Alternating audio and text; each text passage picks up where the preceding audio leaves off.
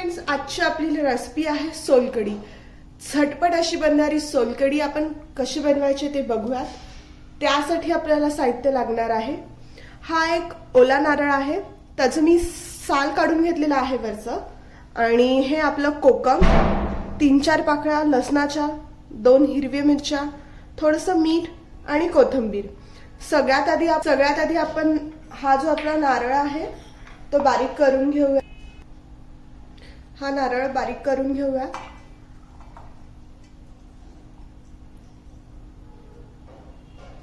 नारळ बारीक करून घेऊयात म्हणजे आपल्याला नारळाचं दूध काढायचं आहे।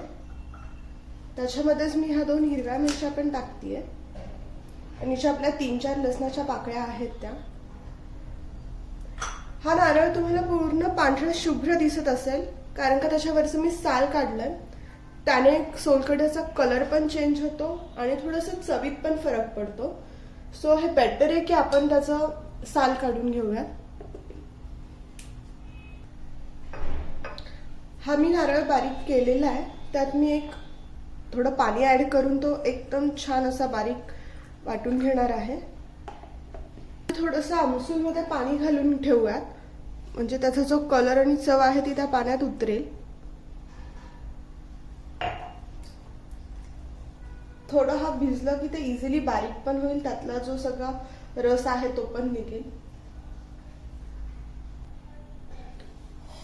अशा प्रकारे मी हे बारीक केलंय। आता ह्यातलं जे पाणी आहे म्हणजे दूध जे आहे नारळाचं ते आपण गाळून घेऊया। ह्याच्यासाठी थोडा मला चमचा यूज करावा लागेल।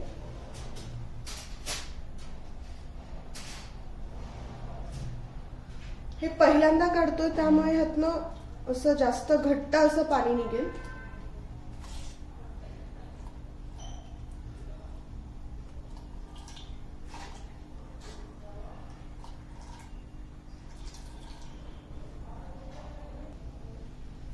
आपण एकदा त्यात नारळामधनं त्याचं दूध काढून घेतलेलं आहे, पण मी थोडं कमी पाणी घातलं होतं त्यामुळे ह्या चोथ्यातून अजून 2दा तरी दूध निघेल। सो हा चोथा परत आपण ह्याच्यामध्ये पाणी ऍड करून बारीक करणार आहोत। त्यातला जो काही राहिलेला रस आहे तो सगळा निघून येईल त्यातून।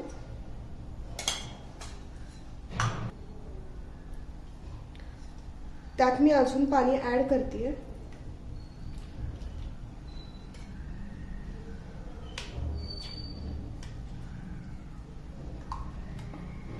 आणि हे परत एकदा मिक्सरला फिरवतेय।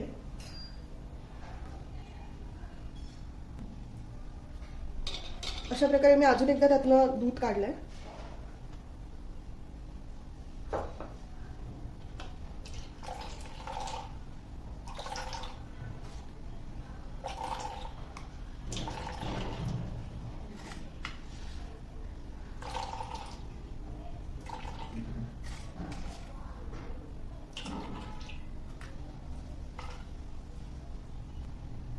आता मी लास्ट टाइम ह्या नारळाचं दूध काढणार आहे ह्या चोथ्यातनं।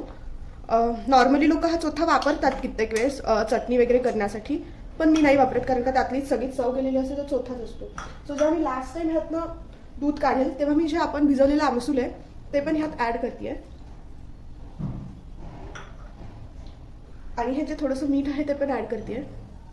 कित्येक वेळेस असं होतं की आपलं आमसूल जे असतं त्याला कलर नसतो जास्त असं गुलाबीसर येत, मग त्या केसमध्ये तुम्ही त्याच्यात थोडंसं बीट मिक्स करू शकता कलरसाठी।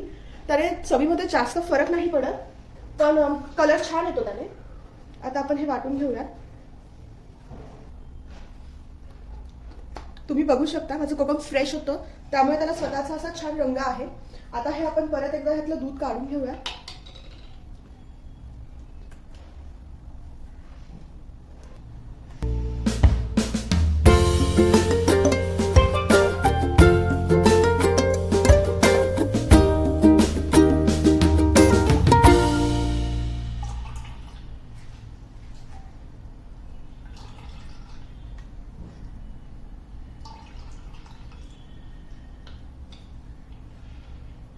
पण आपलं त्यातनं आमसूलचा जो रस होता तो काढून घेतलेला आहे। आता मी ह्याच्यात गार्निशिंगसाठी थोडीशी कोथिंबीर टाकते। काही लोक ह्याच्यामध्ये हे पण टाकतात, आलं पण टाकतात, पण आल्याने थोडंसं जळजळ झाल्यासारखं होतं ह्याच्यामध्ये, सो मी आलं टाकणं अवॉइड करते. अशा प्रकारे छान अशी आपली सोलकढी तयार आहे, तुम्ही बघू शकता. उन्हाळ्यामध्ये सोलकढी पिण्यासारखी दुसरी मजा मला तर वाटत नाही. माझं ऑल टाइम फेवरेट आणि कोकणात गेल्यावर सर्वात जास्त मी एन्जॉय करते ते सोलकढी करते. सो अशा प्रकारे ही सोलकढी नक्की एकदा करून बघा. थँक्यू.